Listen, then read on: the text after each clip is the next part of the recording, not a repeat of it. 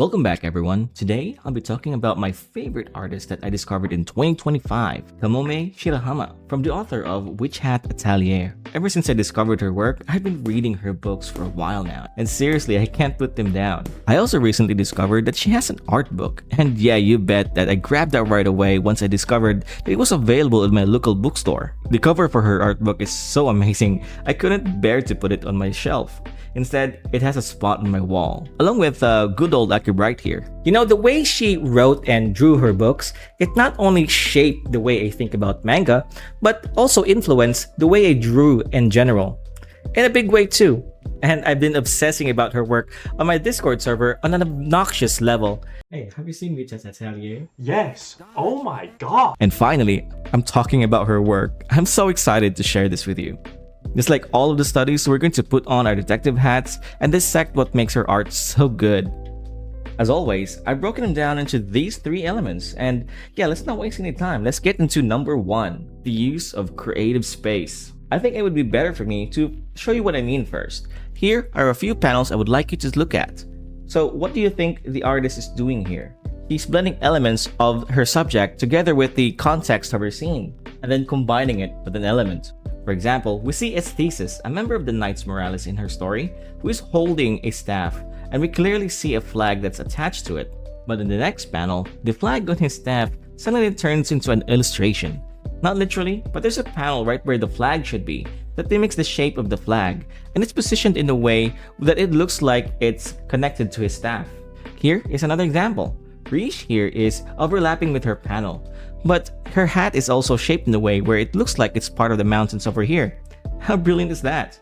For me, I think that is a part of her genius. She finds a way to make these scenes interesting by creatively blending them to what's going on in a very artistic way. This isn't the only way she does it too. There are these panels where the thoughts and what the characters are saying become more alive, so that the exposition can feel more engaging through art. To do this, you must first think of what your characters are saying, the context, so to say, and also at the same time, think about what they are doing, and then combine those two elements to make something visual, something artistic. Let me show you how I did it on my own manga. Here, I have my character Aki explaining Senior Nestor's place in the world. Instead of me just expressing that through a long-winded dialogue box, I drew Senior Nestor right next to Aki in a way that properly represents how Aki sees him. And again here, where I'm trying to explain my magic system, I also illustrate what is being explained in a way that's tied to the narrative. And I think this is a really good way to make your audience more engaged with your page. It's a beautiful excuse to make a beautiful page. You know what's funny? With other authors, they want you to flip to the next page, but with her book, I kind of want to stay in the scene for a little longer. Okay, number 2, paneling. This is a big one. So somewhere in volume 5 of Witch Hat Atelier, I had an epiphany. I came across this scene where I asked the question of, what exactly are panels? And the answer I got was profoundly simple, but led to a different question. So, what exactly are panels? Well, panels are just frames. And what are frames? I found that frames can be many things. A picture frame, a window frame, there are wooden frames and ornate frames like this. Then I thought of photography and how photographers frame their subject. And I realized that there are many shapes a frame can take.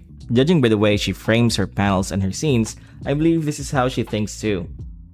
But at the same time, she uses them sparingly, just about enough to make every other page interesting. She applies this in conjunction with the first tip too. She turns thoughts and explanations into panels, and frames it in a way that's relevant to the context of that page. And of course, I've applied this into some of my pages too. Here, we're demonstrating my main character's power through these panels, that she sees through these diamond-like visions, and the visions are shaped as the panels. And then later on, we reinforce this by seeing it in action like this, or her swiping away this panel to get in and out of this state. I also have a prison scene here where I framed the main character in between the bars, and reinforced the framing with this light that's coming out from this window. Okay, so finally, we're now number 3, and this is all about simple line work. I'm mainly talking about the way she shades and textures her drawings at the same time through a very unique way of hatching. And again, I think I need to show it to you to understand what I mean. See how the line work here follows the shape and the texture of the rocks. Or how about here? The shade and the hatching lines are following the flow of the fold of his clothing. Or how about here? The shading in the hatching lines of the boat follows the wooden texture that the boat is made out of. Her hatching lines also looks to be more deliberate than usual, and to me, it indicates that she probably took her sweet time with each drawing. While most artists I know, including me by the way, just graze through their hatching lines as if it's some sort of a race. I've also noticed that a lot of her landscape doesn't really use much straight lines either, at least not some of them. This is counter to how I was taught, which is really liberating to free myself from that mindset. And I think it's unlocked a new potential that I'm yet to discover. Here is a drawing of a castle. See how she uses shading in the same shape as the texture of the material the castle is made out of, which gives the drawing a more hand-drawn look. It probably is hand-drawn.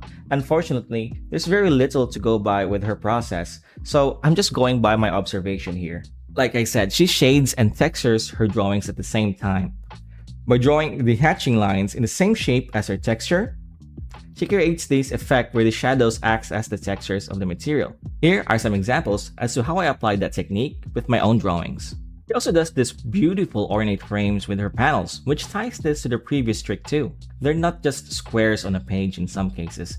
There are these beautiful Victorian era pictures fit for a king.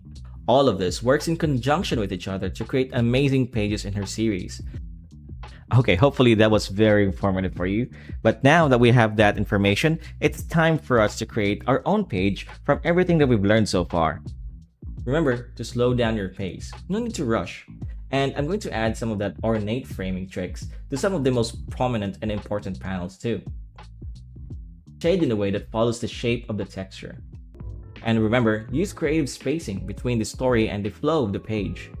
Here's a bonus tip. As mangakas, we're not supposed to use gray tones because it messes with the printing process. Instead, we're going to be using screen tones to give the illusion of gray. I also use texture brushes like this to give the black more tones and more life. Okay, just to speed this up, we're gonna transition to a montage. 3, 2, 1.